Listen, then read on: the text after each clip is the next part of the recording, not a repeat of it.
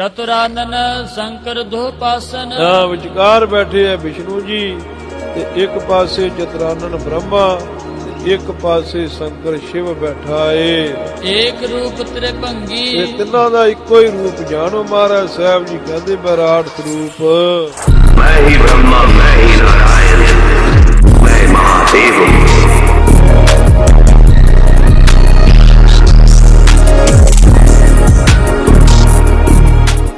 आइए सुनते हैं हमारे convener International Institute of J&K studies and analysis इक्सा जम्मू ब्रिगेडियर डॉक्टर विजय सागर धीमान आपको एक संदेश देना चाहते हैं। आइए सुनिए। I welcome you to our channel We Are One. Today I intend discussing with you which is very important subject as of today. Well, let's talk about secularism. We see a lot of carnage in the name of communalism all over the world. So let's try and see what exactly this secularism is and how can we avoid it. Well friends, 21st century has thrown up myriad challenges to humanity. Major one being one-upmanship. Everyone is trying to reach the acme of perceived or believed narrative. Even the nation states are struggling to boost their images or standings. But the fault lines in the comity of nations are too fragile in terms of religion, in terms of race, in terms of political beliefs and your regional aspirations. This has led to puritanical competition for dominance over others by way of religious imperialistic tendencies. The nations like China, Pakistan, Turkey, or a few African countries demonstrate their overt desire to promote their brand of nationalism with the religious support. And there are others where the right-wingers are active enough to be taken note of. And the passions of gullible masses are used as weapons to change the socio-political parities for the petty little gains, while the educated majority remains silent for a variety of reasons. Now, what is secularism? How is it defined? What exactly is the meaning of secularism? Secularism, as per the dictionary, means where the religion does not, I repeat, does not interfere with social, political and educational sphere of a society. Despite fully understanding this cliche, yet many attempts are made to misuse it for petty personal and political ambitions. Even small practices of religion are viewed with extreme passion, resulting in gigantic proportions of intolerance. All this without understanding the reason behind each practice. The essence of God. What is the essence of God's being? Our ancestors in ancient time had attained a very high levels of intellectualism, irrespective of the geographical regions where the humanity evolved. They realized that the universe is made of 5 elements, that is earth, sky, air, water and fire, and which they started revering them as some divine supreme power.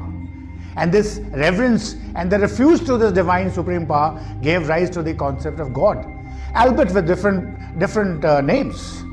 And their respective intelligentsia arrived at the similar conclusions independent of each other.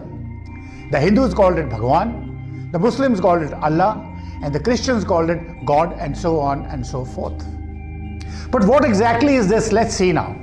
Bhagwan is composed of Bha, Bhumi, that is earth, Ga, Gagan, that is sky, Va, Vayu, that is air, A, Agni, that is fire, Na, Neer, that is water.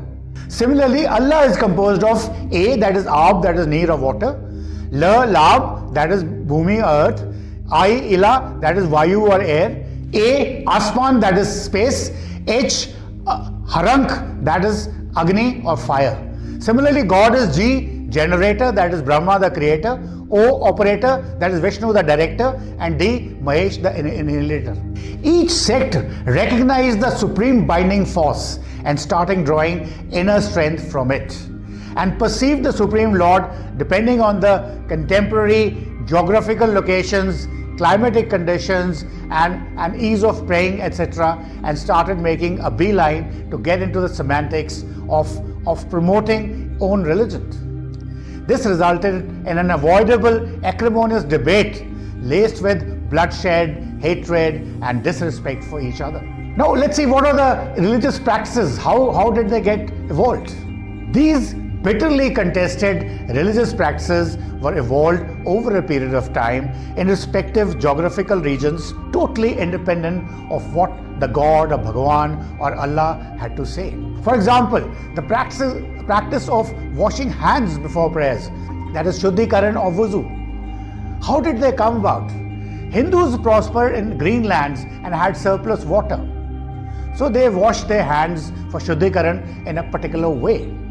Muslims prospered in deserts with acute shortages of water and washed hand, that is wuzu, in a different way to conserve water. Similarly, Hindus did Surya Namaskar, a yogic way of keeping your body healthy.